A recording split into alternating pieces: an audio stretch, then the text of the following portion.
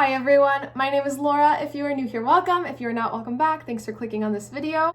So today I'm going to be talking about how and when to bring your plants inside from outside if you've been keeping them outside for the summer or for the spring and fall. I do live a little further north in the country. I am in Minnesota, so I do tend to bring my plants in a little bit sooner than other people in the country do. But I'm just gonna give you some tips and some suggestions as to what I do to prepare my plants to come inside, to make sure that they're pest-free, that they are getting used to the lower light and not as humid or happy conditions as they were all summer. So the first thing that I pay attention to when I'm thinking about starting to bring my plants inside is the temperatures. The highs where I'm at, so we're mid-September, are still sitting around like mid to upper 70s, and there's some days that are still hitting 80 degrees. And so some may think like, you might think, oh, it's still good. I can leave my plants outside. It's like 75 degrees, but it's the lows that you want to focus on. So what are the lows, late at night, early in the mornings? If the lows are starting to dip down into the 50s, like low 50s, it's time to bring your plants out inside or think about bringing your plants inside. So I start looking at the weather. I'll scroll on my little phone on my weather app to see when is it going to be low 50s. And since my plants are in a covered 3-season porch, I do wait until it's low 50s to start bringing my plants inside. But if your plants are outside where they're not protected from the elements, then I would suggest thinking about bringing your plants inside when it's like in the mid to upper 50s is the lows. So this next week that's coming, so today is Sunday, this next week that's coming, the temperatures are still going to be nice. The lows are going to be upper 50s, low 60s, but the following week after that, lows are going to start really dipping to low 50s and even high 40s. So I'm definitely going to spend this next week preparing my plants to bring them inside so that they can all move inside before it gets really cold and they can get damaged. So a lot of the plants that we do keep in our homes as houseplants are tropical plants. If you have any like pothos, monstera, or philodendron, Hoya, all of those are tropical plants. So they do not like cold. As much as they can live with a little bit of cold, again, upper 50s, low 60s, they're going to start getting damaged and dying even when they start dipping down into those low 50s, upper 40s. So we do want to make sure that we bring our plants inside before they get damaged. And another important thing about bringing plants inside is if they've been outside for a couple of months even, they might have bugs on them. And some of these bugs might be okay. Like there are soil mites that are okay. Those are actually pretty beneficial. Ladybugs are pretty beneficial because they eat other insects as well as like lacewings. But we don't want to be bringing spider mites into our homes. We don't want to be bringing aphids into our homes, scale, mealies, a plethora of different bugs that we do not want to be bringing into our home.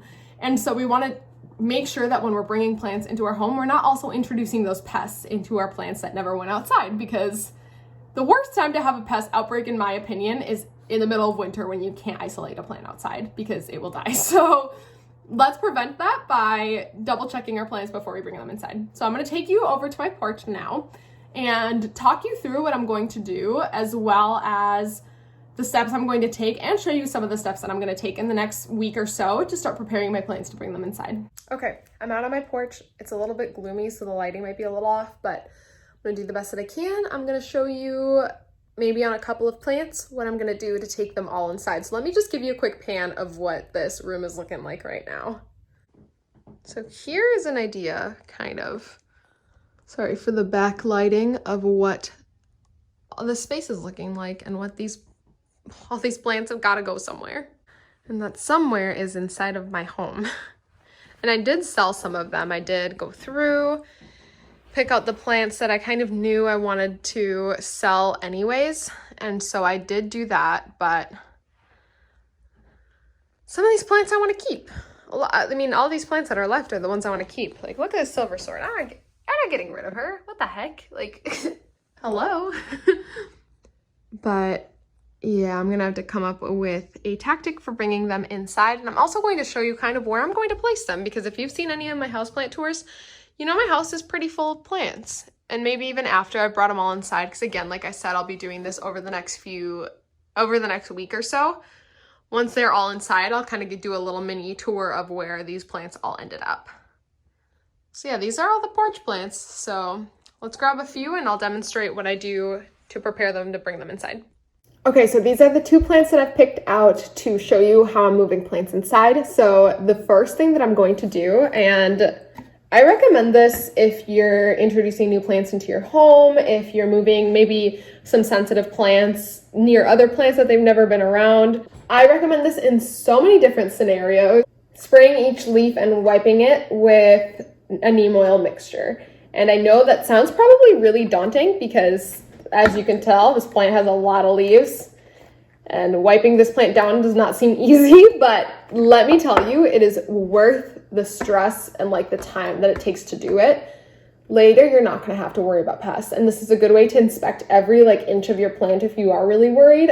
As I told you before, my plants are in a 3-season covered porch, so I'm not super worried about pests coming in because it is like completely covered in like all sides. The porch is completely covered, and so the plants have not been like exposed to actually outdoors. So they're, unless like a bug got into the porch, which is unlikely, but I guess still possible, these plants probably will not come with pests. But this is still a good way to inspect them. So I have these fun little gloves. I got these on Amazon. This is probably going to look ridiculous, and every time I put these on, my fiance laughs at me when I'm walking around the house with my little gloves, but I don't care. So I'm going to use my little gloves. They're like microfiber cloth and my neem oil mixture. So you can mix this. I buy the concentrate and mix it myself, or you can buy the pre-mixed ones. Just follow the directions on the back of the bottle. And I think I've made a video, pretty sure I did make a video on the recipe that I use to make my neem oil from concentrate. I'll link that if I did have that. I'm pretty sure I do.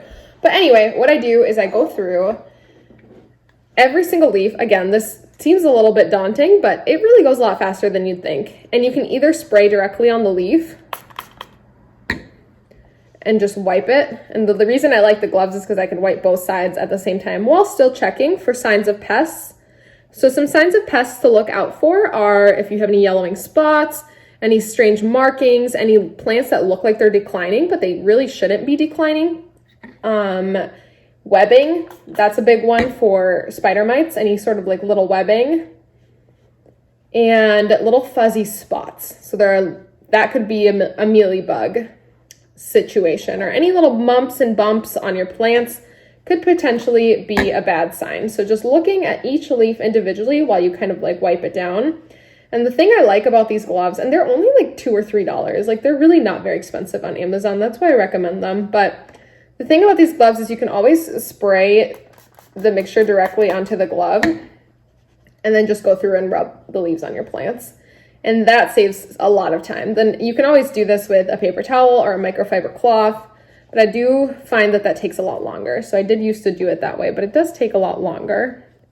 So I'm just going to go through, do this to the entire plant, and then I will be right back when it is done, because I'm sure you don't want to watch me do this to the 50 leaves that this plant has. And if you do happen to spot a pest, isolate and treat. That's my recommendation. Isolate the plant and treat it if you really love the plant. If you could go without the plant, I honestly, the majority of times I find pests on my plants, especially my ones where I'm just like, I really love this plant, but I love my collection more than this one individual plant, I will get rid of that plant. And by get rid of it, I do mean throw it away, because sometimes it's just not worth introducing a whole pest infestation to your entire collection for one plant. Sometimes it is, and sometimes I have treated one plant for a pest, but that's a question you need to ask yourself. But if you do spot pests or what might look like pests, isolate and treat. And I won't be going through this because it doesn't look like any of my plants have pests on them, but a good way to treat, I guess it really depends on the pest. But for any pests that you can visually see, i.e. scale, mealies, a Q-tip with rubbing alcohol and just clean all of the bugs that you see off. And then Captain Jack's is very, very great for pest control. Okay, I have officially cleaned all my leaves. This also helps them look very shiny. And another pro to cleaning off all your leaves when you bring your plants inside, besides just like making sure there's no pests on them, is that now they're nice and clean and they can photosynthesize better. And once they're inside, they're gonna get a lot less light, and they're used to having like all this light from outdoors. And so a lot of plants have a really tough time when they come inside adjusting to this lesser light condition. But when you do clean them off, you allow them to photosynthesize better, clean all the dust off, the water spots, all of that, then they can absorb more light once they're inside. So the transition isn't as like drastic as it might be.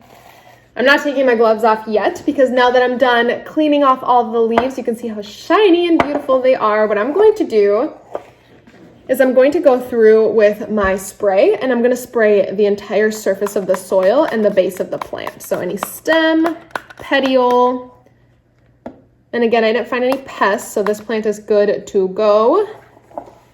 And I really often, and this is just my personal experience, so I am speaking from experience, not from what I'm telling you you're going to find in your plants. I have not, even with plants I've kept outside, not just on my porch, I have not really found pests on them bringing them inside. As much as there are pests outside, there are so many other insects that kill off pests, like spiders and ladybugs, and they really keep the pest situation under control because they're out there taking care of our outdoor plants, so they're also taking care of our house plants that we keep outdoors. But that doesn't mean we don't want to be diligent with our pest inspection. So this plant is basically done. It's been completely sprayed with neem on the soil. All the leaves are clean. They look beautiful and shiny. And now the last thing that's left to do is I'm going to go and wash it in the sink. So what that will do is it gives it a nice watering, and it makes sure that anything I missed when I was spraying and cleaning with my gloves is taken care of. So I'll just take my faucet and just like clean it all off. I'll show you in a second. But first I'm going to show you what I would do with a plant that looks like this. So this is a Hoya compacta. I can't really get in the crevices of every single little leaf on here because of the shape of the plant, but also because of the shape of the plant, this is more prone to having pests hiding in there. So I'm going to show you what I do with a plant that looks like this. So what I will do with a plant that has funky leaves like this, or maybe even really like sensitive leaves that I can't be like touching and whatever, is I'll take my hand underneath the like stem of the plant, take my neem oil spray and just spray over it. And since we're gonna go rinse them in a second, it's okay if there's a lot of residue in there. And as I'm spraying, I am also still looking for signs of pests. The signs are gonna be very similar: any webbing, any weird markings on the leaves, any little fuzzy spots, which is a big indicator for mealies, any bugs that I literally see walking on my plant. I'm keeping an eye out for that as I spray it. But it looks good so far.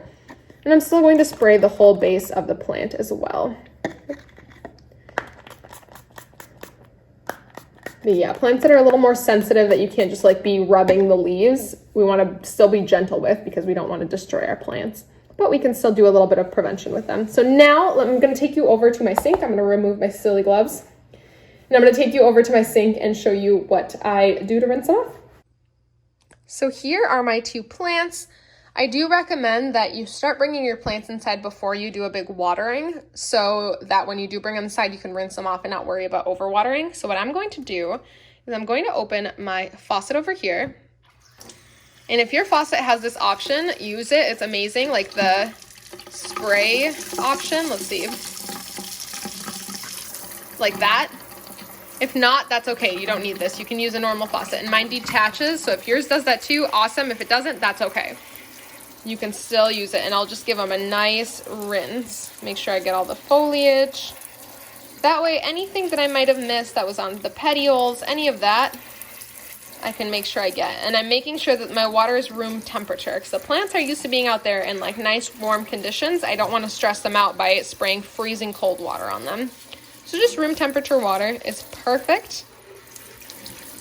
Make sure I water them so that they're nice and happy.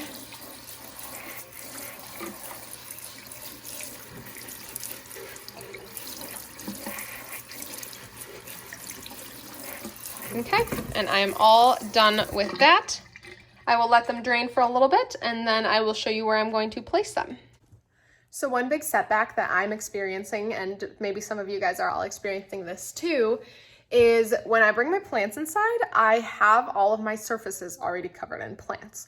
So what do you do? Where do you put them when all of your plants already have a spot in your home? So I'm going to give you here, while my plants are draining, some ideas as to what you can do with those plants. So one thing you can do is you can get just rid of some plants. That's just honestly the simplest answer. Get rid of some of the plants that were indoor, some of the ones that were outdoors, and kind of consolidate some plants. I have done that a little bit. I have taken doubles that I had and consolidated them. I can show you actually on my Scindapsus argyrius. I did do that, so let me show you. A little bonus puppy content here for you. Hi, Ray. Hi, baby. But back here, I had two Scindapsus argyrius that you've probably seen, and I consolidated them because I was running out of space. And I honestly love the way that big bushy plant looks. The plant is looking so amazing over here, and I do have it under a grow light because it's kind of in a dark corner of my house. But yeah, consolidating plants is a really, really great option. And then really the second thing you can do is just find or create, purchase more surfaces. So what I have done is I have also found some really inexpensive little plant shelves or little tables, stools, plant holders, whatever, that I can use inside my house. I've also used macrame hangers, as you can see back here. Ooh, there you go. To hang my plants from my windowsills, which has saved a lot of vertical space in my house. But I'll show you some of the little tables and such that I have found. So this is one of them. This is a tiny little table from IKEA. I don't remember what it's called, but I will link it somewhere below. Be warned though, it was a pain in the butt to build. It took me about 4 hours to build 2 of them, which is ridiculous because they're so little. So just be warned, but they do work. They're pretty great. They fit a good number of plants on there. And I've just set that in front of a south-facing window so that my plants, like my bird of paradise that love light, can continue to get a lot of light. I have also found other little plant stands like this. These are both thrifted or bought secondhand and then just kind of prettied up a little bit. And they work really, really amazing. And then like I had mentioned, hanging plants is really amazing. If you don't have a curtain rod in front of your windows, just consider adding one, even if you don't want a curtain. I mean, we have a curtain, we never use it because my plants are there. But just having a curtain rod that you can hang your plants on, having some pretty little macrame. I've even doubled this little macrame so I can hang an additional plant right there. And then on this window back here, I also have some plants hanging.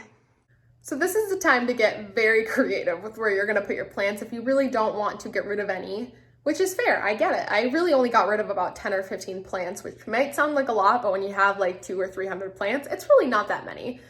And I tend to try to get plants that I know that I'm going to love. So then when it comes time to bring them inside, I don't want to get rid of any of them because I love them, you know? But the next thing that I want to talk about when my plants continue to drain in the sink is lighting.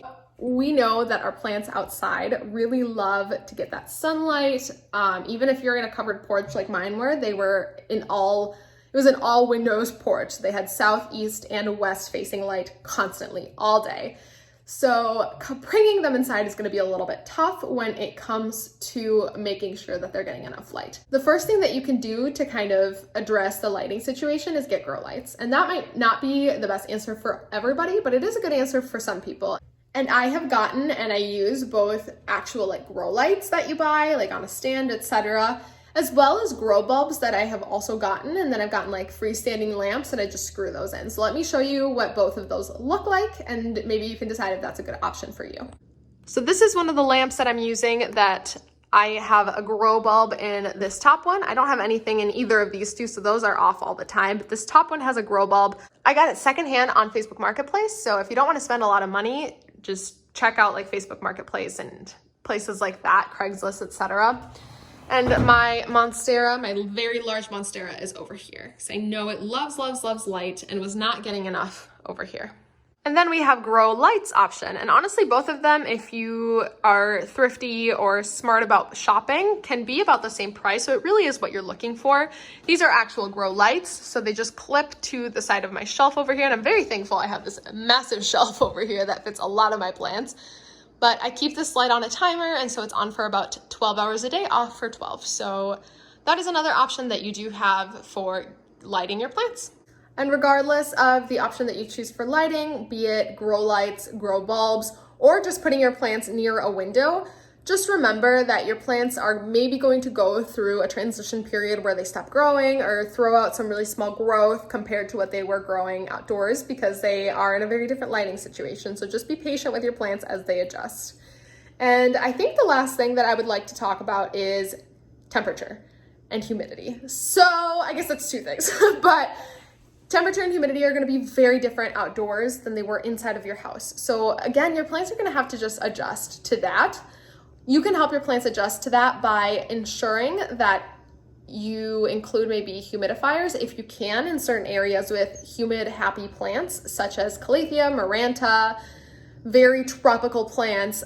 They do love humidity. And so if you can add a humidifier to those areas, even while you're just transitioning your plants, they would love you for that. If you can't, honestly, they're just gonna go through a little bit of an adjustment period where they're gonna grow slower, maybe some leaves are gonna drop, but just know your plants are going through a transition period. And then when it comes to temperature, obviously you cannot replicate outdoor temperatures like 80s and 90s plus degrees inside your house because you are going to fry. And also synthetic heating, like your home heating system, is not going to be the same and is actually going to be a little bit damaging to your plants because it's so strong.